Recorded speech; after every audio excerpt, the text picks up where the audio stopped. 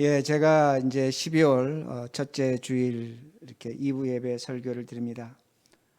여러분 잘 아시는 것처럼 제가 이제 오늘로써 2022년 마지막 설교가 되고 내년 2월 말에 제가 설교를 한 번 더 하게 됩니다. 제가 말씀을 준비하면서 어떤 말씀을 준비할까 이렇게 고민하다가 대강절에 있는 말씀을 그대로 제가 선택을 했습니다. 그래서 오늘 말씀을 통해서 여러분들이 우리가 신자가 무엇이고 우리의 소망이 무엇이고 하는 것을 다시 한번 듣는 그런 시간이 되기를 바랍니다. 그러기에 말씀의 제목이 끝없는 소망에서입니다. 끝없는 소망에서입니다. 여러분, 우리들이 종종 신문이나 또 뉴스나 책을 통해서 성공한 사람들의 이야기를 우리가 보고 듣게 됩니다. 그 성공한 사람들이 이야기하는 것을 우리가 이렇게 들어보면 그들이 한 가지 아쉬움을 표현합니다. 어떤 아쉬움을 표현하냐면 내가 이렇게 성공했는데 이렇게 이루었는데 아직도 한 가지 하지 못한 것이 있다고 그렇게 말합니다. 그들이 이루지 못한 소망이 있다는 겁니다. 그들이 그들의 소망에 만족하지 못합니다. 그러면서 또 다른 소망을 갖는 것을 우리가 보게 됩니다. 끝없는 소망을 갖습니다. 제가 며칠 전에 신문을 봤더니 한국에서 29살 될 때 35억이라는 돈을 벌었습니다. 그리고 은퇴를 했습니다. 미국 돈으로 하면 한 350만 불 이상이 되죠. 그 돈을 벌고 은퇴를 했습니다. 근데 몇 년 있다가 기자가 찾아가서 어떻게 지내는가 물어봤더니 다시 일을 한다는 겁니다. 35억 벌고 은퇴했는데 살아보니까 35억이 많은 돈이 아니라는 겁니다.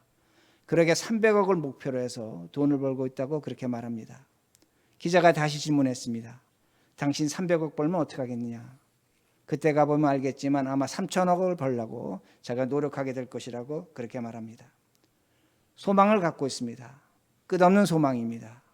그러나 다른 면으로 본다면 끝없는 절망입니다. 소망을 갖고 있지만 그것이 끝이 없을 때 인간은 절망하며 살아간다는 것을 알 수가 있습니다. 그럼 왜 이 사람은 이렇게 살아가고 왜 오늘도 우리는 끝없는 소망을 갖고 있는가입니다. 그 이유는 간단합니다. 우리가 우리 자신에게 만족하지 못하기 때문에 내가 이루는 소망에 만족하지 못하는 겁니다. 다시 말씀드립니다. 우리가 우리 자신에게 만족하지 못하기에 내가 이루는 소망에 만족하지 못한다는 겁니다. 그러게 세상의 성공의 기준에 따라서 성공했습니다. 그러나 내가 나에게 만족해야 진정한 성공이 된다는 겁니다.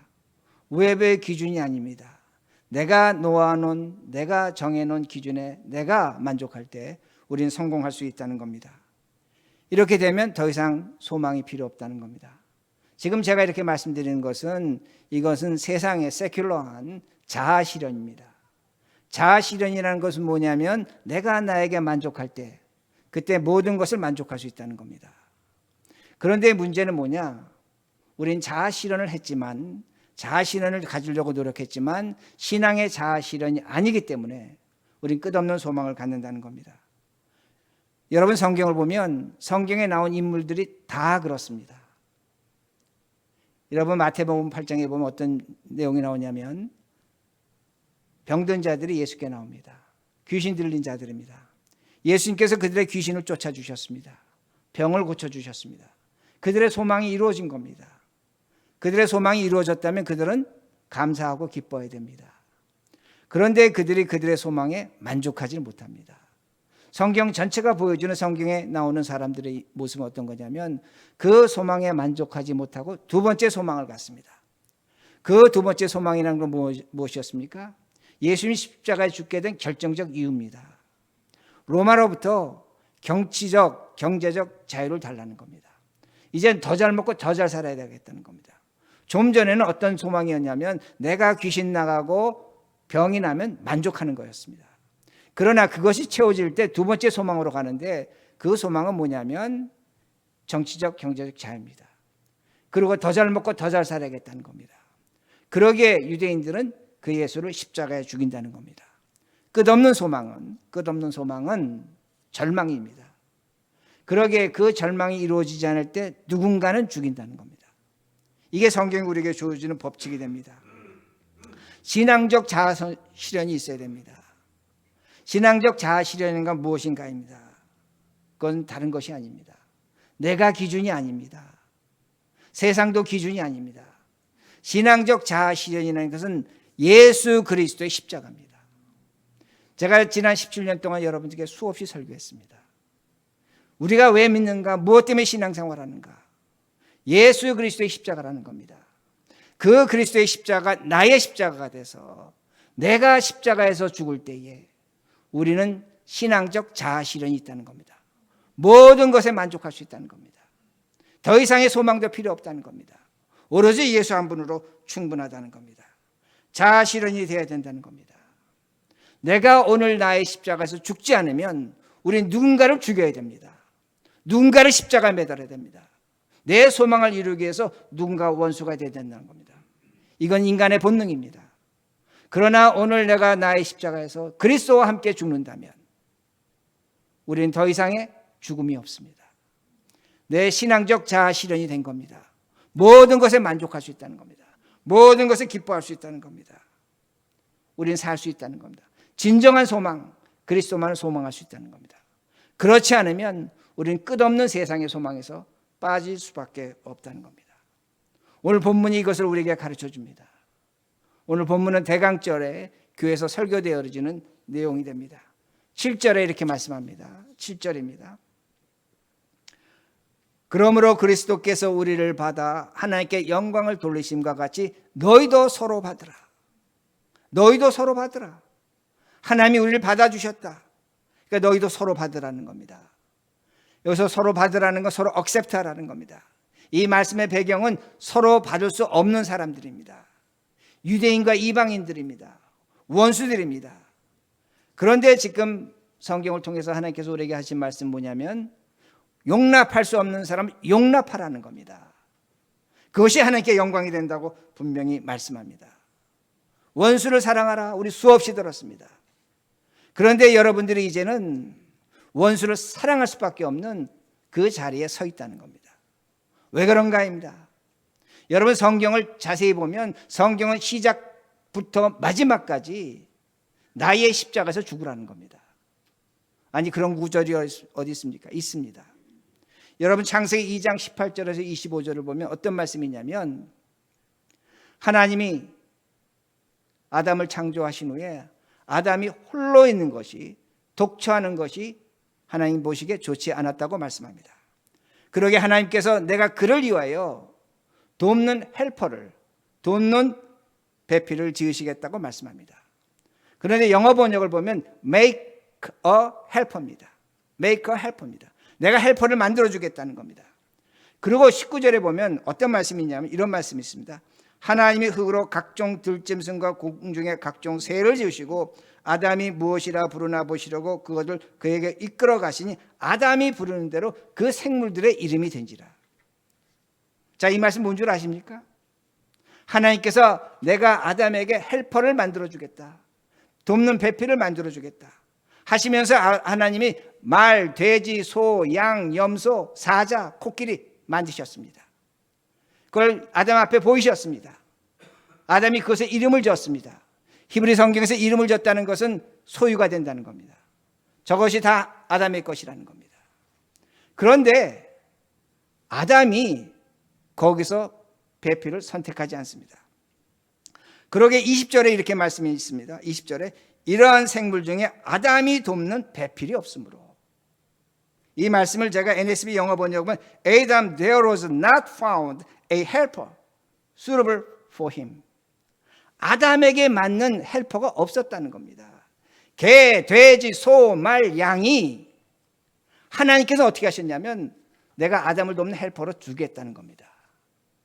근데 아담은 선택하지 않았습니다. 아담은 선택하지 않았습니다. 나 이거 싫습니다. 내가 이것을 소유하겠습니다라고 그렇게 했습니다.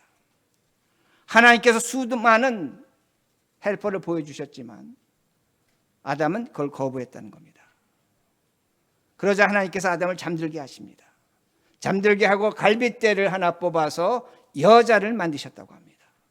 여자를 만드시고 하나님께서 뭐라고 말씀하냐면 그 남자에게 남자가 부모를 떠나 그의 아내와 합하여 둘이 한 몸을 이루라. 남자가 부모를 떠나 그의 하나와 연합하여 한 몸을 이루라. 여러분, 이 말씀을 히브리어로 보면 어떻게 되는 줄 아십니까? 남자는 여자의 혀라는 겁니다. 입이 있는데 남자는 여자의 혀라는 겁니다. 남자는 여자의 생선의 비늘이라는 겁니다. 이 말씀을 제가 의역하면 어떤 의식이 되냐면 남자는 여자를 위해 죽으라는 겁니다. 이게 하나님의 결혼 선언문입니다. 헬퍼를 거절하고 나니까 하나님께서 만들어주신 게 뭐냐면 여자인데 그 여자를 만들어 놓고 하나님께 명령하신 게 남자야 너는 저 여자를 위해서 죽으라는 겁니다. 저 여자 입에 혀가 되라는 겁니다. 혓바닥이 되라는 겁니다. 그렇다면 어떻게 됩니까? 아담이 그 여자를 위해서 죽어야 합니다. 아담이 여자를 위해 죽어야 된다는 겁니다. 죽도록 사랑해야 됩니다. 왜? 하나님께서 가장 완벽한 헬퍼를 만들어 주시기 때문에. 소망을 이루어 주셨습니다. 소원을 이루어 주셨습니다. 근데 문제가 생깁니다. 아담은 또 다른 소망을 갖습니다. 아니, 그런 말씀이 어디 있습니까? 성경에 그런 내용이 없지 않습니까? 아닙니다. 왜 그런 줄 아십니까? 아담이 아내를 죽도록 사랑하지 않았습니다. 아내를 위해서 자신의 십자가에 죽지 않았다는 겁니다. 그 증거가 뭐냐면 뱀이, 사탄이 누구를 유혹합니까? 이브를 유혹합니다. 왜 이브를 유혹합니까? 왜 여자가 다른 남자의 말을 듣습니까? 왜 다른 사람의 소리를 듣습니까? 이유는 간단합니다. 사랑받지 못할 때 그 여자는 다른 사람의 소리를 듣는다는 겁니다. 사탄의 소리를 듣는다는 겁니다. 선악과를 먹으라는 겁니다. 그 여자가 그것을 듣고 남자와 함께 먹었습니다. 뭘 성경이 우리에게 가르쳐 주는가 합니다. 왜 아담과 이브가 죄인이 됐는가 합니다. 다른 것이 아닙니다. 죄인이라는 것은 예수 그리스도의 십자가, 나의 십자가를 지지 않고 죽을 때 인간은 죄인이 될 수밖에 없다는 겁니다. 나의 십자가를 지지 않을 때 인간은 끊임없는 소망에 빠진다는 겁니다. 끊임없는 소망이 뭡니까? 절망입니다. 절망입니다. 인간은 죄인이 될 수밖에 없다는 겁니다. 그러기에 제가 여러분들에게 간곡하게 부탁합니다. 신앙의 처음과 마지막은 예수 그리스도의 십자가고 그 십자가에서 내가 죽을 때에 우리의 신앙은 현실화되는 겁니다. 실현된다는 말씀이 됩니다. 그러게 8절입니다. 8절. 내가 말하노니 그리스도께서 하나님의 진실하심을 위하여 할례의 추종자가 되셨으니 이는 조상들에게 주신 약속들을 견고하게 하시고. 지금 이 말씀 뭐냐면 바울이 얘기하는 겁니다. 이방인과 유대인이 하나가 되는데 하나님께서 예수 그리스도를 할례의 추종자, 즉 유대인의 구원자로 세우셨다고 성경에서 이미 약속하고 있다는 겁니다. 그런데 문제는 뭡니까? 이 당시에 이 성경이 쓰여졌을 때에 유대인들은 이 말씀을 믿을 수 없었습니다. 여러분, 우리가 성경을 해석할 때 우리 입장에서 해석하면 절대로 안 됩니다. 당시에 이 로마서로 쓰여질 때 유대인 입장에서는 이방인을 원수로 생각했다는 겁니다. 우리가 성경에서 많이 보지 않았습니까? 유대인들은 이방인들이 하나님을 믿어서는 안 됩니다.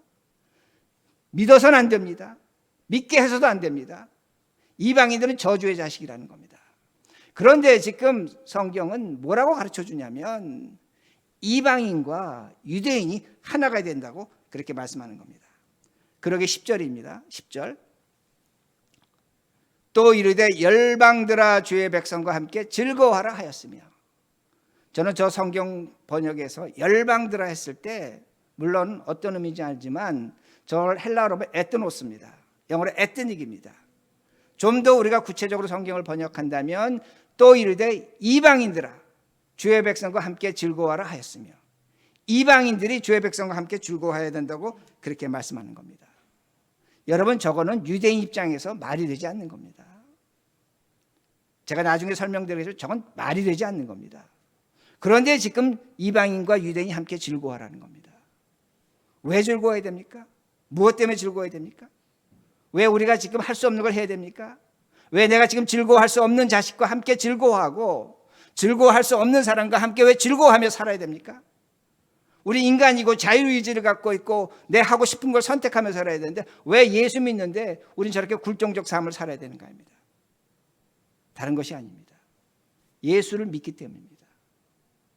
여러분, 하나님은 우주 만물을 창조하셨습니다. 그런데 하나님은 오로지 사람만을 하나님의 형상으로 창조하셨습니다. 우리가 하나님의 형상을 갖고 있다는 가장 결정적 증거는 뭔 줄 아십니까? 언어를 사용한다는 겁니다. 말을 사용한다는 겁니다. 짐승은 말하지 못합니다. 그러게 철학자 데카르트는 뭐라고 얘기했냐면 우리가 나의 생각을 전달할 수 있는 것은 하나님이 주신 선물이라고 그렇게 말했습니다. 이 시대의 최고 언어학자 노엄 촘스키가 있습니다. 그는 말하기를 우리에게 천부적인 언어 기관을 갖고 있다는 것은 그 기관은 하나님의 것이라고 그렇게 말합니다. 우리는 언어를 사용하기 때문에 말을 하기 때문에 하나님의 형상을 나타내야 됩니다. 우리가 하나님을 사랑의 하나님이라고 합니다. 그러나 우리가 하나님을 계시의 하나님이라고 합니다. 말씀하신 하나님이라고 합니다. 말씀이 육신이 되어 오신 예수 그리스도 하나님이라고 우리가 그렇게 고백한다는 겁니다. 우리는 하나님의 언어를 사용해야 되고 사랑의 말을 해야 된다는 겁니다. 그런데 우리는 문제가 있습니다. 오늘날 교회에서 우리 아멘 할렐루야 하나님 사랑합니다. 여러분 정말로 조심하셔야 됩니다. 내가 누군가를 사랑한다고 말하는 것은 정말로 조심하셔야 됩니다. 왜냐하면 예수 그리스도는 우리에게 사랑한다는 말을 한마디 하시기 위해서 십자가에서 죽으셨다는 겁니다. 사랑이라는 것은 성경이 가르쳐주는 사랑이 말이 아니라는 겁니다. 사랑의 행동이라는 겁니다. 부부가 사랑한다고 말할 수 있습니다. 부모가 자식에게 사랑한다고 말할 수 있습니다. 그러나 그 말만 하면 부부싸움 100% 합니다. 당신이 나 언제 사랑했냐고 말하는 겁니다. 부모가 자식의 날로 사랑한다고 하면 자식은 반드시 이렇게 얘기합니다. 아버지가 날 언제 사랑했어? 엄마가 날 언제 사랑했어? 왜 그렇습니까? 사랑의 행동이 없다는 겁니다. 사랑의 행동은 무엇입니까? 상대방이 나의 사랑을 인정할 때 사랑의 언어가 인정되는 겁니다. 내가 죽도록 사랑했지만 상대방이 내 사랑을 느끼지 못한다면 사랑의 말 해봐야 헛것입니다. 싸울 수밖에 없다는 겁니다. 상대방이 인정해야 됩니다. 그 상대방의 인정은 나의 십자가에서 내가 죽는 모습을 보여줄 때에 상대방은 나의 사랑을 인정하는 겁니다. 그리고 내 말을 듣는다는 겁니다. 오늘날 이방인이 누굽니까? 우리의 이방인이 누굽니까? 내 사랑하는 아내와 남편이 이방인이 될 수 있습니다. 내 사랑하는 자식이 이방인이 될 수 있습니다.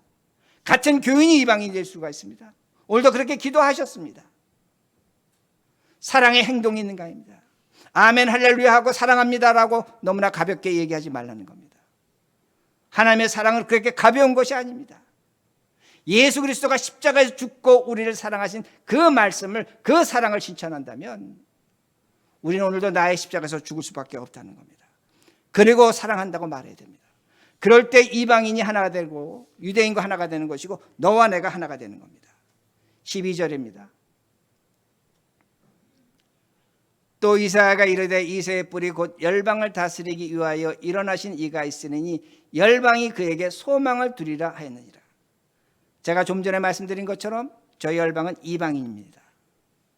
지금 바울은 유대인들에게 편지를 보내면서 뭐라고 얘기하냐면 이방인들이 하나님 예수 그리스도에게 소망을 둔다고 그렇게 말씀합니다. 근데 저 말씀은 이사야서 11장 10절에 나오는 말씀입니다. 이새의 뿔에서 새싹이 나와서 그가 만민의 구세주가 된다는 겁니다. 그런데 저 말씀을 읽는 유대인들은 이사야서 11장 내용을 알고 있습니다. 저 말씀으로 듣는 것이 아니라 배경을 알고 있다는 겁니다. 이사야서 11장 6절에서 8절을 보면 이런 말씀이 있습니다. 여러분 듣기만 하시기 바랍니다. 어린아이가, 제가 지금 짐승들의 얘기를 할 텐데 이 짐승들을 비교해 보시기 바랍니다. 어린아이가 이리와 어린 양, 표범과 염소, 송아지와 사자를 함께 끌고 간다고 말씀합니다. 제가 지금 말씀드린 이 짐승들은 서로 잡아먹히고 잡아먹는 짐승들이 됩니다. 7절에 암소와 곰의 새끼가 함께 놀고 있다고 합니다. 이것도 한 마리는 잡아먹히고 한 마리는 잡아먹힘을 당하는 겁니다. 그리고 사자가 소처럼 풀을 먹는다고 기록하고 있습니다. 그리고 8절에 보면 우리가 너무나 잘 아는 말씀, 젖된 아이가 독사의 굴에 손을 넣었지만 독사가 물지 못했다고 그렇게 말씀합니다. 지금 성경이 가르쳐 주는 것은 뭐냐면 동물은 서로 죽고 죽이는 겁니다. 서로 잡아먹히는 겁니다. 잡아먹힘을 당한다는 겁니다. 뭘 가르쳐 주냐면 세상은 동물적 세상이라는 겁니다. 제가 지난주에 말씀드린 것처럼 생존 경쟁입니다. 적자 생존입니다. 강한 것이 살아남는 것이 세상이라고 그렇게 세상은 말합니다. 근데 성경은 뭐라고 말씀하고 있냐면 예수님이 오신 후에는 그렇게 살지 말라는 겁니다. 예수님이 오신 후에는 식물적 삶을 살라는 겁니다. 사자가 풀을 먹습니다. 여러분 이 말씀 뭔 줄 아십니까? 이 메시아를 기다리는 자는 살아가는 방법, 방식이 있는데 동물적 삶에서 누군가를 밟고 이기고 그런 삶에서 식물적 삶을 살아가는 겁니다. 식물은 뭡니까? 동물의 먹이가 되는 겁니다. 내가 누군가의 먹이가 되면 어떻게 됩니까? 내가 죽어야 하는 겁니다. 다시 한번 나의 십자가에 죽어야 하는 겁니다. 이게 예수 믿는 자의 삶이라고 성경은 분명히 가르쳐 줍니다. 구원받은 자의 생존 방식이라는 겁니다. 문제는 뭐냐? 우리는 이것이 불가능하다고 합니다. 이렇게 살 수 없다고 합니다. 내가 왜 세상에서 이렇게 살아야 됩니까? 이렇게 살면 우리는 망합니다. 근데 성경은 그렇게 가르쳐 주지 않습니다. 전도서 11장 1절과 2절에 보면 내 식물을 흐르는 물에 던지라는 겁니다. 그리고 며칠이 지난 후에 너가 도로 찾으리라. 아니 말씀이 이상합니다. 흐르는 물에 내 양식을 던졌다면 그걸 떠내려가는 겁니다. 낭비하는 겁니다. 허비하는 겁니다. 근데 하나님 말씀하십니다. 며칠 후에 도로 찾겠다는 겁니다. 네가 그걸 먹을 수 있다는 겁니다. 그리고 2절에 뭐라고 말씀하냐면 세상에 무슨 일이 생길지 모르기 때문에 7사람에게 8사람에게 즉 모든 사람에게 너 것을 나눠주라는 겁니다. 세상에 무슨 일이 생길지 모르기 때문에 내 것을 나눠주라는 겁니다. 이 말씀은 어떤 의미가 되냐면 이 세상 사는데 네 힘으로 혼자 못 산다는 겁니다. 너 것을 나눠줄 때, 희생할 때, 누군가를 사랑할 때, 베풀 때에 네가 어려울 때 누군가 도와준다는 겁니다. 이게 무슨 법칙입니까? 하나님의 법칙도 되지만 세상의 법칙도 됩니다. 우리 조상들이 우리에게 뭘 가르쳐 줬습니까? 형제지간에 콩 한 쪽이라고 나눠 먹으라 그랬습니다. 그 콩 한 쪽 나눠줄 때 그 콩 한 쪽 내가 나중에 얻어먹는 겁니다.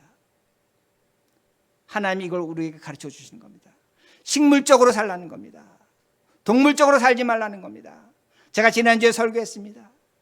오늘도 이 세상은 동물적 생존 경쟁입니다. 그런데 동물학자들이 연구해 보니까 이 세상은 결코 생존 경쟁이 아니라는 겁니다. 강한 것이 살아남지 않는다는 겁니다. 다정한 것, 사랑하는 것들이 가장 많은 개체를 이루고 숫자를 이루고 있다는 겁니다. 가장 강한 것들은 숫자가 점점 줄어들고 멸종 단계에 있다고 분명히 가르쳐 줍니다. 그러기에 베푸는 자, 희생하는 자, 사랑하는 자 절대로 망하지 않습니다. 하나님이 우리에게 어떻게 살 것인가 인생의 길을 가르쳐 주시는 겁니다. 문제는 뭐냐? 오늘도 세상에 우리가 얽매여서 끝없는 소망으로 이런 것을 거절하고 있다는 겁니다.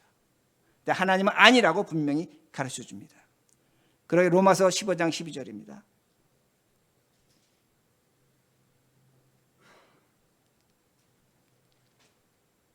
제가 읽습니다. 열방이 그에게 소망을 두리라 하였느니라. 열방이 그에게 소망을 둡니다. 다시 말씀드려 이방인들은 예수 그리스도에게 소망을 둬야 된다고 그렇게 말씀합니다. 그런데 제가 오늘은 여러분들에게 예수 그리스도에게 소망을 둬야 된다는 것을 역사로 제가 이렇게 설명을 드리겠습니다. 지금 이사야서를 제가 인용했는데 이사야서를 우리가 대략 잡아서 그냥 2500년 전이라고 그렇게 이야기할 수 있습니다. 2500년 전에 이방인이 구원받을 것을 성경은 약속하고 있습니다. 여러분 이게 제가 좀 전에 말씀드린 말이 되지 않는 겁니다. 여러분 성경 말씀이라고 해서 다 말이 된다고 생각하시면 안 됩니다. 유대인 입장에서는 도대체 말이 되지 않는 겁니다. 근데 하나님은 그렇게 말씀하시는 겁니다. 왜 그런 줄 아십니까? 북이스라엘은 이방인 아수르에게 망했습니다. 남쪽 유대는 이방인 바빌론에게 망해가는 중입니다. 수없이 전쟁을 치렀고 수없이 재산을 뺏겼고 수없이 죽음을 당했는데 하나님이 뭐라고 말씀하시냐면 나는 저들의 이방인들의 메시아라는 겁니다. 저들을 구원하겠고 그러니까 유대인들아 너희들은 저들과 함께 하나가 되라고 그렇게 말씀합니다.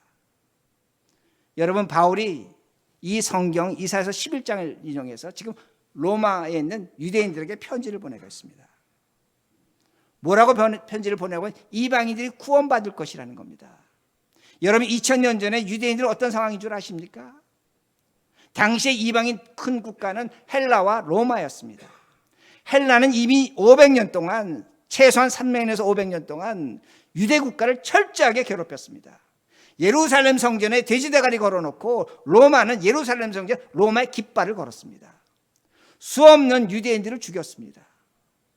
그런데 지금 성경이 뭐라고 가르쳐 주냐면 그 유대인과 이방인이 하나 될 것이라고 그렇게 말씀합니다. 유대인 입장에서는 복장 터지는 겁니다. 하나님이 왜 우리의 사정을 모르는가 합니다. 왜 우리는 이렇게 이런 하나님 믿어야 되는가 합니다. 그런데 믿으라고 하는 겁니다. 왜 그런 거예요? 무엇 때문에 그런가 합니다. 예수 그리스도가 오심으로 인류의 역사는 바뀌었다는 겁니다. 그러기에 예수가 오신 후에 2000년 후에 이방인 우리가 예수를 믿습니다. 여러분 이것이 그냥 된 사건인 줄 아십니까? 하나님이 이방인들 예수를 믿게 하는 것은 역사적 성취라는 겁니다. 2500년 전에 하나님이 말씀하신 것이 지금 이루어져 가고 있다는 겁니다. 이거야말로 아멘 하셔야 됩니다. 왜? 2500년 전에 이방인이 하나님 믿는다는 건 도저히 이해할 수 없는 것이었습니다. 그런데 2022년 우리가 지금 예수를 믿고 있다는 겁니다. 하나님은 살아계신다는 겁니다. 그러게 여러분 무엇까지 믿어야 되신 줄 아십니까? 우리가 죽으면 영원한 하늘나라와 생명도 믿으셔야 됩니다. 하나님이 약속하신 겁니다. 우리가 죽고 저 땅에 묻히고 끝난다? 도저히 우리가 부활한다? 믿을 수 없죠. 유대인과 이방인들이 그랬다는 겁니다. 그런데 2000년이 지난 후에 이것이 믿어지고 실현됐다는 겁니다. 우리가 왜 예수 그리스도의 십자가를 믿습니까? 우리의 죄의 용서로 말미암아 우리는 죽음에서 부활합니다. 아멘. 우리는 영원한 생명을 누릴 것입니다. 하늘나라에서. 지금도 세상은 말이 되지 않는다고 합니다. 믿을 수 없다고 합니다. 하나님은 하신다는 겁니다. 이것을 우리가 소망해야 됩니다. 우리가 이것을 소망하면 그 다음의 것을 소망할 수 있습니다. 13절입니다. 13절. 소망의 하나님이 모든 기쁨과 평강을 믿음 안에서 너에게 충만하게 하사 성령의 능력으로 소망이 넘치게 하시기를 원하노라. 뭐라고 성경이 말씀하십니까? 이제는 예수 그리스도가 십자가에 죽고 부활 승천하심으로 말미암아 성령의 능력이 우리 안에 있다고 말씀하십니다. 성령 하나님이 우리 안에 계십니다. 하나님이 우리 안에 계십니다. 이 말씀을 제가 어떻게 해석할 수 있냐면 예수 그리스도가 재림하기 이전에 우리는 하나님 안에 있는 겁니다. 성령 하나님이 여러분 안에 있다는 겁니다. 그러기에 예수 그리스도가 오심을 확신하는 사람은 반드시 자신 안에 성령 하나님이 함께 하심을 믿어야 된다는 겁니다. 이것이 우리가 살아가는 삶입니다. 여기에 우리의 성공이 있는 겁니다. 여기에 우리의 예수 그리스도의 소망이 결정지어지는 겁니다. 성령의 역사가 뭡니까? 하나님의 역사입니다. 사랑입니다. 사랑입니다.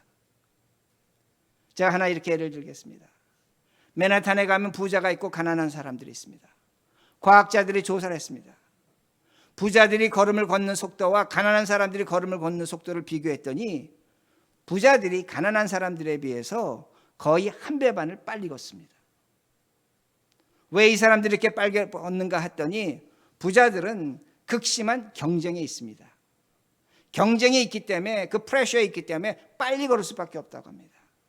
근데 가난한 사람들은 그 경쟁이 없습니다. 천천히 걸어가도 목적지 가는 겁니다. 그런데 또 한 가지 특별한 현상은 뭐냐면 부유하고 경쟁력 있는 사람들은 가족관계가 약합니다. 자식의 숫자가 적다고 합니다. 그런데 가난하고 경쟁력이 없는 사람들은 가족관계가 끈끈합니다. 자식의 숫자가 많다는 겁니다. 학자들은 이것을 사랑으로 봅니다. 사랑의 관계와 농도가 가난한 사람들이 부자보다 훨씬 더 높다고 그렇게 판단합니다. 오늘날 우리는 어떻습니까? 오늘날 예수를 믿든 예수를 믿지 않든 경쟁하며 빠르게 목적지에 도착하겠다는 겁니다. 그런데 여러분들이 우리들이 인생의 목적지에 도착했는데 제가 지금까지 말씀드린 것처럼 그 자리에 사랑이 없다면 우리의 성공은 성공이 아니라는 겁니다. 그 자리에 사랑이 있을 때에 우리의 성공은 진정한 성공이 될 수 있다는 겁니다. 오히려 내가 빠르게 걸어간 것을 후회할 수 있습니다. 다 이루었고 다 얻었는데 허망한 겁니다. 자식이 떠나가고 주변 사람들이 떠나갔습니다. 돈은 가졌습니다. 명예는 가졌습니다. 이럴 수 있다는 겁니다. 그러게 우리가 어떻게 살아야 됩니까? 우리가 인생을 빨리 가든 천천히 가든 우리는 사랑의 행동을 함께 해야 된다는 겁니다. 사랑의 말이 아닙니다. 사랑의 행동은 어디서 나온다고 말씀드렸습니까? 지금까지 내가 나의 십자가에서 죽어야 됩니다. 내 자식을 정말로 사랑한다면 내가 죽어야 합니다. 그래야만 자식 사랑하는 겁니다. 그리고 자식에게 사랑할 수 한다는 말을 할 자격이 있다는 겁니다. 그때에 우리는 성공하든 실패하든 목적지에 도착했을 때에 우리는 만족합니다. 기뻐할 수 있습니다. 감사할 수 있습니다. 뭐가 남아 있습니까? 하나님의 사랑이 있다는 겁니다. 그러기에 이것이 우리의 신앙의 자아실현입니다. 신앙의 자아실현은 다른 것이 아닙니다. 세상도 아닙니다. 나도 아닙니다. 오로지 예수 그리스도의 십자가입니다. 이렇게 되면 우리는 오로지 예수 그리스도 오실 그리스도만 기다린다는 겁니다. 그러기에 제가 말씀을 정리합니다. 우리는 나의 십자가로 끝없는 소망에 빠지지 말아야 됩니다. 두 번째는 여기 많은 부부들이 계십니다. 제가 머릿돌기에서 수없이 강조했습니다. 남편들은 아내를 위해서 죽어야 합니다. 성경의 법칙입니다. 어떤 분이 이렇게 얘기합니다. 너무나 억울합니다. 왜 남자가 아내를 위해서 죽어야 됩니까? 그게 믿는 사람입니다. 아내의 말을 들어야 됩니다. 아내의 말을 들어야 됩니다. 그 아내의 입에 혀가 돼야 됩니다. 그 아내의 비늘이 돼야 됩니다. 그것이 남자가 사는 길입니다. 두 번째는 우리는 동물적 생존에서 식물적 생존을 해야 됩니다. 어떤 의미가 되냐면 내가 다른 사람의 먹이가 돼야 됩니다. 내 것을 주어야 됩니다. 나눠야 됩니다. 희생해야 됩니다. 그런데 반드시 하나님은 갚아주십니다. 그 식물을 물에 떠내보내렸지만 며칠 후에 너가 도로 건지리라. 던지는 사람에게 먹을 것이 있는 겁니다. 던지지 않는 사람에게 먹을 것이 없습니다. 우리 조상들이 가르쳐줬고 성경이 가르쳐줬습니다. 그리고 마지막입니다. 성령 하나님이 우리와 함께 하십니다. 여러분의 삶 속에서 아멘만 하지 마세요. 아멘 하시려면 사랑의 행동을 하시기 바랍니다. 그리고 여러분의 그 목적지에서 성공하든 실패하든 하나님의 사랑이 남아있을 겁니다. 그 사랑으로 우리는 승리한 자요, 성공한 자요, 감사하는 자가 될 수 있습니다. 이러한 신앙생활 하시는 우리 모두가 되기를 간절히 바랍니다.